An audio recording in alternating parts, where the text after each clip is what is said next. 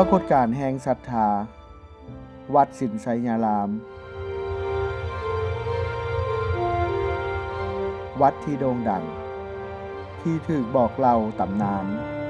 ความศักดิ์สิทธิ์ณดินแดนแห่งธรรมเป็นที่พึ่งพาพลิกชีวิตผู้คนด้วยแห่งศรัทธาวัดนี้มีผู้มาสร้างมี3ไอ้น้อง3คนกันมาสร้างบ้านนี้จะเจริญแปลว่าดูดดึงเอาศรัทธาบอกได้ว่าเอาญาติโยมแต่ที่แต่ละบ้านมาเราถือว่าเป็นบารมีของเพิ่นเองเพิ่นเป็นผู้นำพาผู้ศาสนาให้ควงไก่พาทำแท้เฮ็ดแท้ชาวบ้านโนนหินแห่ของเฮาหรือว่าเมืองเฟืองของเฮาอันนี้ก็ใส่บุญคุณเพิ่นบ่หมด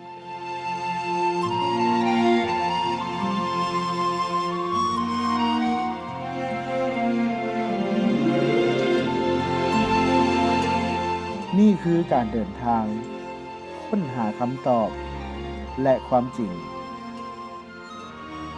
จากปรากฏการณ์แห่งศรัทธาวัดสินไสยาราม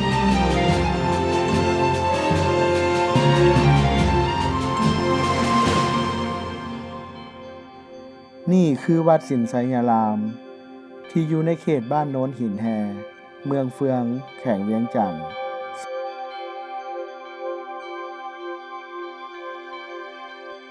วัดแห่งหนึ่งที่ถูกจัดสร้างและพัฒนาขึ้นอย่างว่องไวในระยะเวลาบ่เพียงเท่าใดปีถึงจะเป็นวัดที่อยู่ในเขตชนบทห่างไกลความเจริญอยู่ห่างไกลจากตัวเมืองนครหลวงเวียงจันทน์เกือบ200กิโลเมตรหนทางที่ยากลำบากและอาจใช้เวลาเดินทางหลายชั่วโมงแต่วัดสินไสยารามกลับเป็นวัดที่โด่งดังถูกเว้าถึงและเป็นที่เคารพและศรัทธาของคนจำนวนหลายที่มาจากทั่วประเทศในช่วงเวลาหลายปีที่ผ่านมาตอนเข้ามาเลยทำอิฐเมนรู้สึกสงบ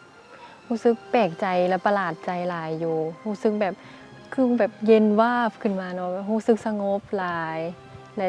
สิ่งต่อมาก็คือรู้สึกว่างามหลายงามแฮงวัดแห่งนี้ไผมาเห็นที่มาแต่ภาคเหนือภาคใต้คนลาวนี่หรือมาแต่ต่างประเทศมาเห็นก็ถือว่าวัดแห่งนี้ถือว่าอุดมสมบูรณ์ธรรมชาติงามหูงามตาดีไปพ่อแม่ประชาชนก็นับถือลือซาวัดเฮานี้ผู้ใดอยากกินอยากทานมาแต่ใส่เพิ่นก็รับตอนหมดว่าซั่นซะอยู่นี่นะ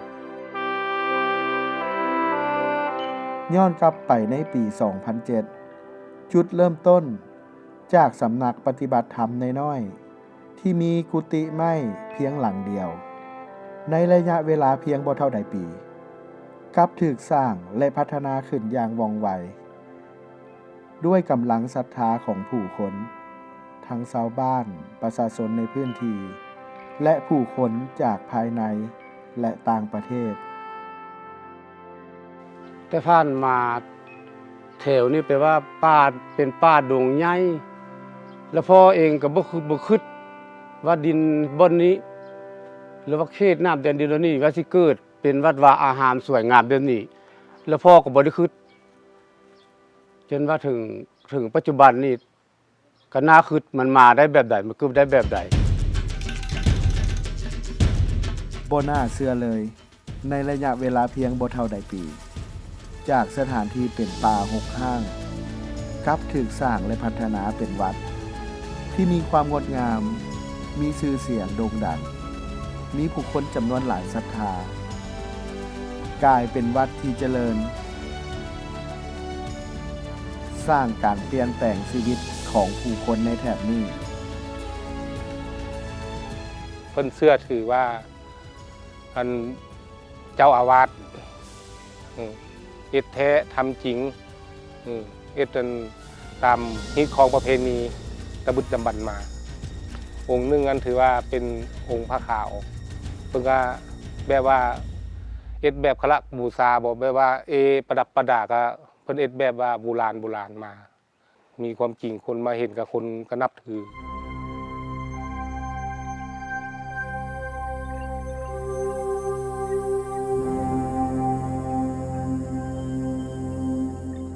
หลวงปู่ผ้าขาว หรือพระอาจารย์ผ้าขาวสุขสักกยมหามุนี และพระอาจารย์ผู้เป็นอ้ายคือพระอาจารย์พรหมจันทร์จันทวโร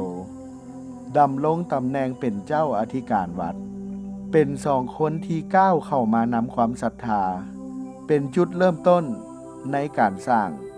และพัฒนาวัดสินสยารามให้เป็นเส้นดังทุกมื้อนี้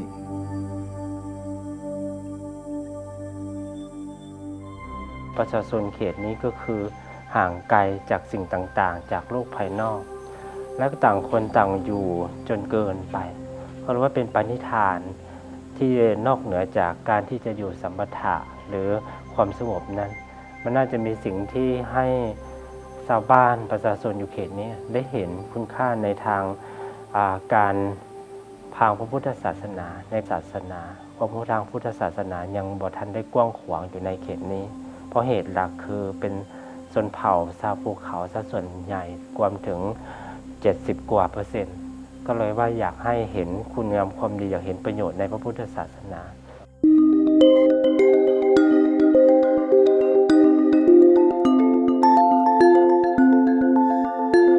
จากจุดเริ่มต้นที่บิดาหรือผู้เป็นพ่อของหลวงปู่ผ้าขาวมีอาการเจ็บป่วยหนักและได้เดินทางมาในพื้นที่นี้เพื่อปฏิบัติธรรมและได้ตั้งสัจจะอธิษฐานให้พ่อหายจากอาการบาดเจ็บและได้ปฏิบัติธรรมอยู่ในถ้ำถึงเวลา3 ปีก่อนจะออกมานำพากำลังศรัทธาของผู้คนสร้างและพัฒนาวัดตามคำอธิษฐานไอ้ญาทานพรหมจันทร์จันทวโรของเขานี่ก็เข้ามาตามิตรเพิ่นก็เข้าไปอยู่ถ้ำมองที่ว่าอาจารย์สมเพชรอยู่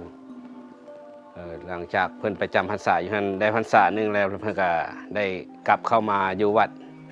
ว่าอาหามเฮานี้มานี่เพิ่นก็ว่าเห็นความงามความดีของออกตนญาติโยมบ้านโนนหินแห่เฮานี้ว่าเอาใจใส่นำพุทธศาสนาและเพิ่นก็พวกขน้อยก็ได้นิมนต์เพิ่นสร้างวัดว่าอาหามนี้แต่เหตุผลหลักๆก็คือว่าสงสารคนในเขตนี้เพราะว่ายังบ่เห็นในแสงสว่างในทางพระพุทธศาสนาเห็นนี้ก็เลยว่าตัดสินใจที่จะอยู่ในการสร้างศาลตรงนี้เพราะว่ามีคนในจำนวนส่วนหนึ่งที่ยังคง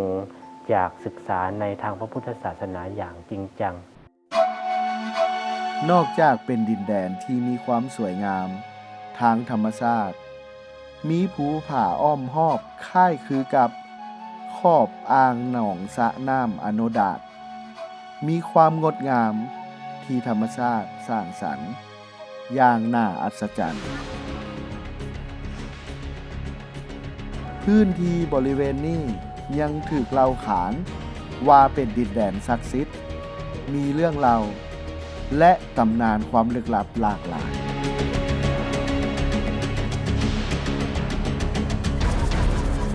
ถือว่าศักดิ์สิทธิ์สุดเขตเดี๋ยวนี้เขาที่มาใส่มองใส่อย่างเพิ่นกับกูเมียนบ่ควรมาลุบลู่แล้วบ่ควรมาทำร้ายถ้าผู้ใดทำร้ายก็มันเห็นอันเป็นไปรถมีเจ็บมีเป็นแล้วก็ตายถึงขั้นเสียชีวิตพุ่นแหละศักดิ์สิทธิ์สุดอันแถวนี้นะสถานที่ตั้งนี้มันมีตำนานมีเรื่องเล่าหลายๆอย่างกล่าวมาโดยเฉพาะจุดที่สร้างวัดนี้นะเนาะเป็นอย่างค่อยใส่สื่อวัดแห่งนี้ว่าสินสยารามแล้วก็จะขอเล่าประวัติน้อยหนึ่งในการที่เลือกใส่สื่อวัดนี้สินสยารามเพราะว่าเขตที่เฮาหนังอยู่นี้ประชาชนเขตนี้จะห้องว่าถงกุมก็คือการกุมกันการต่อสู้กันการประหารกันเพราะว่าอยู่นี้คือเป็นส่วนหนึ่งของนครอโนดาตตามคำบอกเล่าที่สืบเนื่องจากรุ่นปู่รุ่นลูกรุ่นหลานรุ่นเหลนรุ่นหลอนต่างๆนี่ก็หลายแสนคน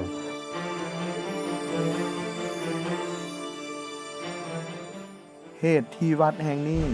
ถูกตั้งชื่อว่าวัดสินสยารามมีสาเหตุจากความผูกพันถึงเรื่องเล่าและตำนานของสังสินไสนิทานบูฮาน ที่ถูกเล่าขานสืบต่อกันมา โดยที่เรื่องเล่าตำนานถูกเทียบเฮียงสอดคล้อง กับสภาพภูมิสันฐานของพื้นที่อ้อมรอบ แล้วก็จะรู้อยู่ในเขตที่ว่าธงกลุ่มนี้ มันเป็นสมรภูมิรบระหว่างกุมพันธ์กับสินไซที่มานำเอาอาสุมนทาหรือพระคณิษฐาบนหน้าที่เป็นราชาสัตว์นี่เป็นน้องสาวของสินไซที่ถือกุมพันธ์ลักมาเสื่องไว้ พอดีกุมสินไซผู้เป็นลูกนี่ก็เลยมาติดตามนำเอาเจ้าอาเพื่อกลับคืนสู่นครเปงจันทร์ตามนิยายสินไซ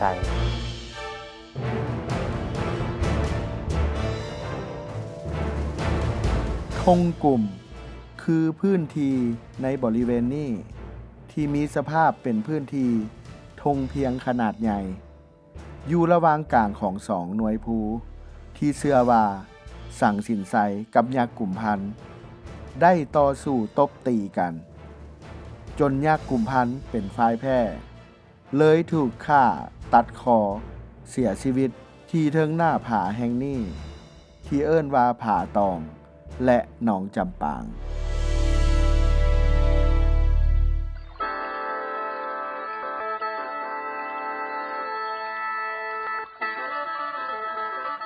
นอกจากชื่อวัดที่ถูกตั้งตามตำนานที่เชื่อมโยงพื้นที่ภายในวัดก็ล้วนถูกจัดสร้างและพัฒนาต่อยอดจากความเชื่อ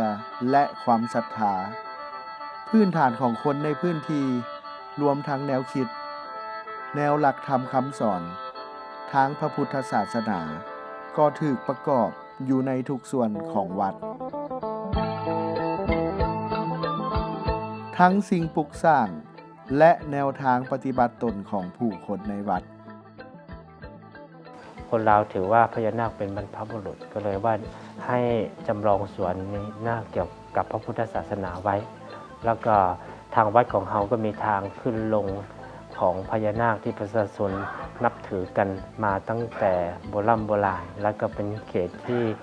ยังคงอาถรรพ์และก็ศักดิ์สิทธิ์อยู่และอีกโซนหนึ่งก็จะเป็นโซนสวนเวรุวันที่จำลอง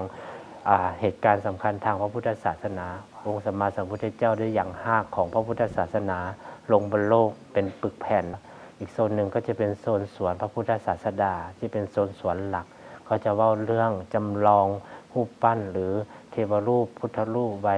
เพื่อจำลองเหตุการณ์ที่พระพุทธเจ้าทรงไปโปรดสัตว์ตั้งแต่ละการจำลองไว้เป็นพระประจำวันเกิดตั้งแต่วันจันทร์ถึงวันอาทิตย์นั้นเพื่อว่าให้ได้รู้ถึงเหตุการณ์ต่างๆของพระพุทธศาสนา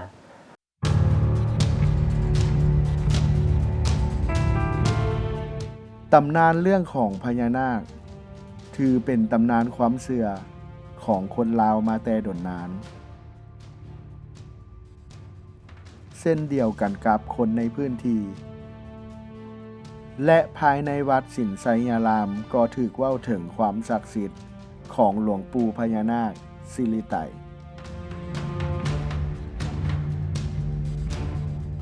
อย่างอื่นก็น่าจะมีเกี่ยวกับถ้ำพญานาคบ่ที่ว่าเพิ่นก็มีประวัติหรือว่ามีเรื่องเล่าต่อๆมาที่ได้ยินจากหลวงปู่เล่ามาก็คือว่ามีเกี่ยวกับความฮักบ่ที่ว่าการเสียสละต่างๆโดยก็เป็นเรื่องราวที่ว่าทั้งสะเทือนใจและก็ทั้งรู้สึกว่าบ่คาดคิดว่าสิมีความฮักที่ว่าบริสุทธิ์ขนาดนี้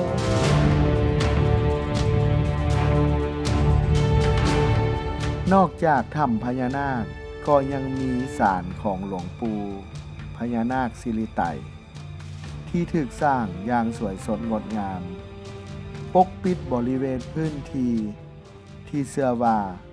เป็นทางขึ้นทางลงของปู่พญานาคที่คอยปกปักรักษาดูแลพื้นที่แห่งนี้รวมทั้งความเชื่อเรื่องการขอพรให้เกิดความสำเร็จให้กับผู้คนที่มาขอพรเขาห้องว่าความสำเร็จที่มาขอพรแล้วสำเร็จดังหวังดังตั้งใจ ฉะนั้นคือบ่แปลกใจเลยที่ทุกท่านเห็นว่าการพัฒนาหรือว่าการสร้างพระพุทธรูปการสร้างอย่างต่างๆณวัดแห่งนี้จะสวยสดงดงาม นั่นคือจากทุกแห่งศรัทธา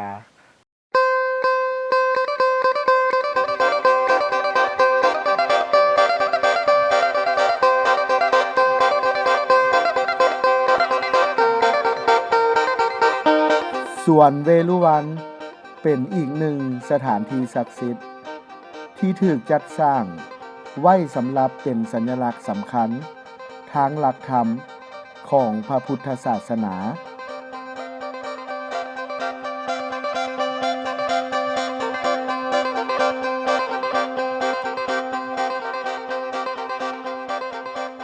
รวมทั้งสวนพุทธศาสดาที่มีรูปปั้นและสิ่งปลูกสร้างที่สวยงามยิ่งใหญ่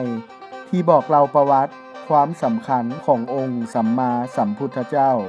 ประกอบอยู่ในทุกพื้นที่ของวัด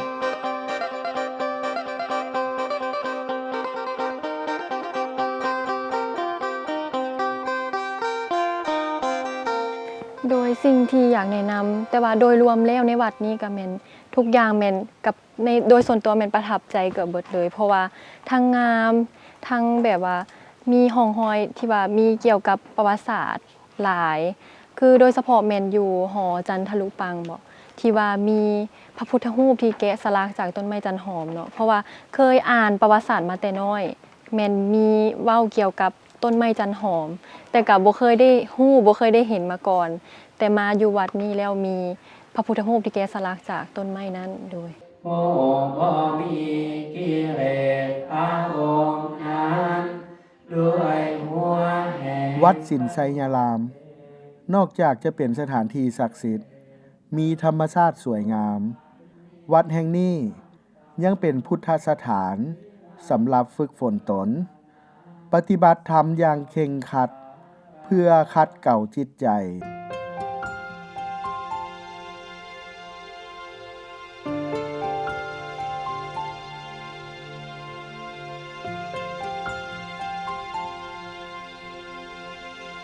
ด้วยแนวทางปฏิบัติที่สอดคล้องกับรูปแบบวิถีชีวิตประเพณีและวัฒนธรรมที่คงความงดงามของประชาชนลาวอย่างแท้จริงเพราะว่าส่วนหลายก็ได้ชีวิตใหม่จากตรงนี้ได้มาได้มาล้มเนี่ยบางคนก็มืดบอดมาใน8ด้านของการดำรงชีวิตก็ได้แสงสว่างได้แนวคิดได้หลักของการดำรงชีวิตใหม่อันหนึ่งอันสองบางคนก็เจ็บป่วยที่วิทยาศาสตร์บ่สามารถที่จะรักษาได้ก็ได้ชีวิตใหม่จากตรงนี้ไปบ่เพียงแต่เป็นพุทธสถานที่เป็นแสงสว่างแห่งธรรมในจิตใจของผู้คน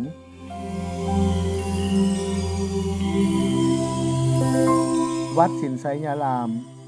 ยังเป็นสถานที่พักฟื้นดูแลผู้เจ็บป่วยที่สิ้นหวังด้วยยาสมุนไพร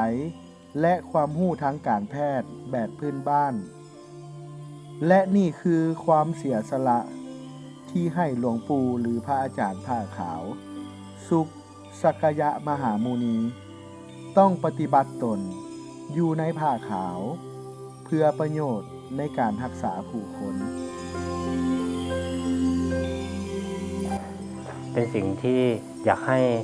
สังคมได้รับรู้ถึงสิ่งที่ยังมีหลายอย่างอยู่บนโลกนี้ที่หลายๆอย่างยังคงเป็นปริศนาโดยเฉพาะการเก็บไข้ต่างๆเหล่านี้วัดนี้ก็ใช้ความพยายามในการช่วยเหลือคนไข้นอกเหนือจากแต่การจะแสวงธรรมและก็ปฏิบัติธรรมให้เขาเห็นถึงบาปบุญคุณโทษเห็นอานิสงส์ของการกระทำในของตัวเองอยู่ในเบื้องหลังก่อให้ปัจจุบันมันส่งผลในการเก็บป่วยเองหรือปัญหาต่างๆเองก็ดีที่หาคำตอบมาได้เพราะอยากสืบสารในส่วนตัวนี้นอกเหนือจากการมาขอพรแล้วก็คนทั้งหลายก็มีความหวังกับสถานที่บทนี้ก็คือการรักษาพยาธิโดยเฉพาะพยาธิที่ โรงพยาบาลบ่ฮับ สำหรับน้องเนาะคิดว่าการที่ว่าเฮามาจำศีลหรือว่ามาที่วัดแห่งนี้เนาะมันกับบ่ว่าจะเป็นการสวดมนต์การกินมังสวิรัติหรือว่าการที่ว่ามาจำศีลต่างๆมันเป็นการที่ว่าเฮ็ดให้เฮานี่รู้สึกสบายใจหลายขึ้นถือว่าบางคนที่ว่าอยู่ในตัวเมืองเนาะก็มีความกดดันจากเวียกหรือว่าจากสิ่งต่างๆการที่มาที่วัดแห่งนี้ก็เป็นการผ่อนคลายการเฮ็ดให้เฮาบางทีเฮ็ดให้เฮามีสุขภาพดีขึ้น จากแนวคิดและแนวทางปฏิบัติตน แกนแท้ที่สำคัญ วัดสินไสยรามถูกสร้างขึ้น เพื่อเป็นสถานที่ที่สร้างประโยชน์ให้กับทุกคน ได้เรียนรู้ความจริงตามแนวทาง หลักธรรมคำสอนทางพุทธศาสนา เพื่อเป็นสิ่งที่ตั้งในจิตใจ และนำไปใช้ในชีวิต อยากให้สังคมกับพื้นที่นี้ได้ประโยชน์ในสิ่งต่างๆ เหล่านี้ ก็เลยว่าร่วมกันนะพัฒนาในส่วนตัวนี้ในส่วนที่ส่วนหนึ่งก็เพื่อบอกเล่าในสิ่งต่างๆ ให้เขาได้เห็นได้รู้จากการละเลิกในทางของพระพุทธศาสนาละเลิกบาปละเลิกเวรต่างๆ เหล่านี้เพื่อให้เขารู้ถึงคุณงามความดีการเอื้อเฟื้อเผื่อแผ่ต่างๆในสังคมให้หลายขึ้น ความจริงอีกสิ่งหนึ่งก็คือ การเกิดขึ้นของวัดสินไสยราม สามารถนำพาพุทธศาสนาให้เจริญงอกงามในพื้นที่นี้ สามารถสร้างความสุขเปลี่ยนแปลงชีวิตของผู้คนฮีบโฮมศรัทธาของกลุ่มคนหลากหลายชนเผ่าให้เป็นหนึ่งเดียว ตามที่ได้ฟังหลวงปู่เพิ่นเว้าเนาะก็คือว่าก่อนหน้านี้10 ปีก่อนนี้ซะแม่นอยู่นี่ก็คือว่าเป็นป่าเป็นชนบทและทุกคนก็คือว่าทุกข์หลายแล้วก็บ่มีที่พึ่งและหลังจากที่ว่าหลวงปู่เพิ่นมาบุกเบิกหรือว่ามาเฮ็ดวัดชาวบ้านก็มีที่พึ่ง ระยะเวลาเพียงบ่เท่าใดปี วัดใหม่ที่ถูกสร้างขึ้น ท่ามกลางภูผาป่าไม้และธรรมชาติที่งดงาม ความเจริญสิ่งปลูกสร้างที่ยิ่งใหญ่งดงาม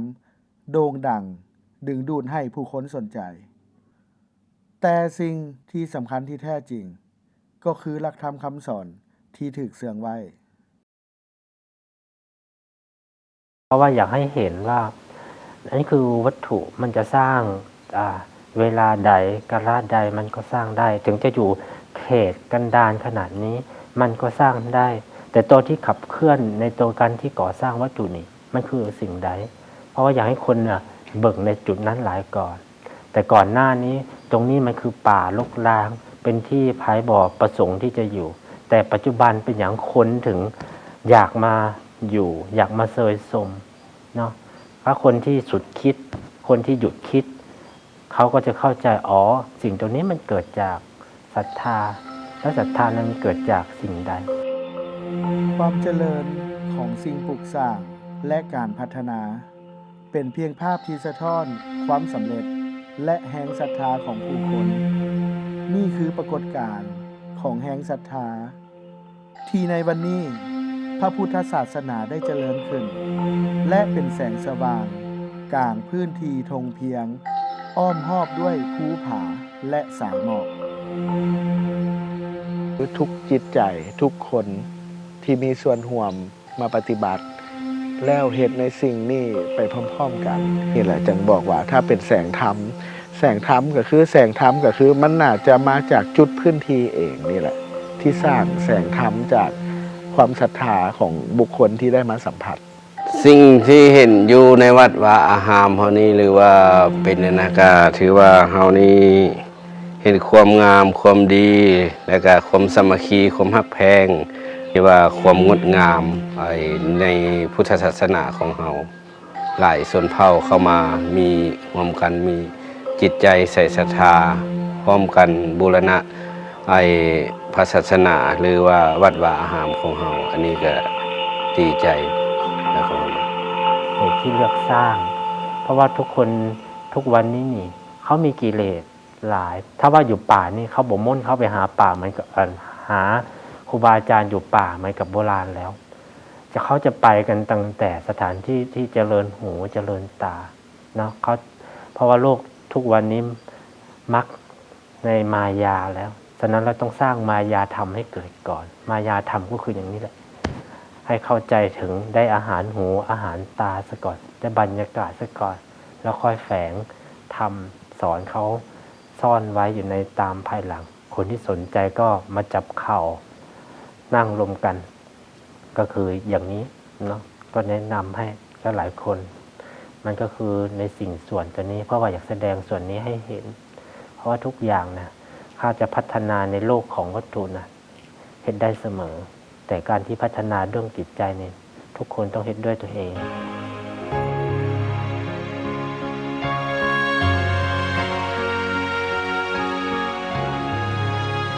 ความจริงที่เฮาได้ค้นพบจากปรากฏการณ์แห่งความศรัทธาในวัดสินไสยารามจากดินแดนศักดิ์สิทธิ์ที่อยู่ท่ามกลางธรรมชาติมีภูผาป่าเขาอ้อมรอบสวยงามอีกทั้งตำนานสั่งสินไสที่กลายมาเป็นชื่อวัดรวมทั้งปรากฏการณ์ความศักดิ์สิทธิ์ตำนานแห่งพญานาคซึ่งเป็นตำนานที่ผูกพันอยู่กับคนลาวมาแต่ดนนานทั้งความเจริญทางด้านวัตถุรูปปั้นสถานที่ท่องเที่ยวที่ถูกพัฒนาประกอบด้วยหลักธรรมคำสอนฮีดคล้องประเพณีและแนวปฏิบัติอันงดงามทางพุทธศาสนาลายไปกว่านั้นวัดสินไสยารามแห่งนี้กลายเป็นที่พึ่งพาของคนที่ทุกข์ยากทางกายและใจได้เข้ามารักษาฝึกฝนปฏิบัติตนให้หลุดพ้นบ่ไปหลงเชื่อยึดติดกับวัตถุภายนอกแต่ทุ่มเทและตั้งใจพัฒนาตัวตนจากภายในจิตใจ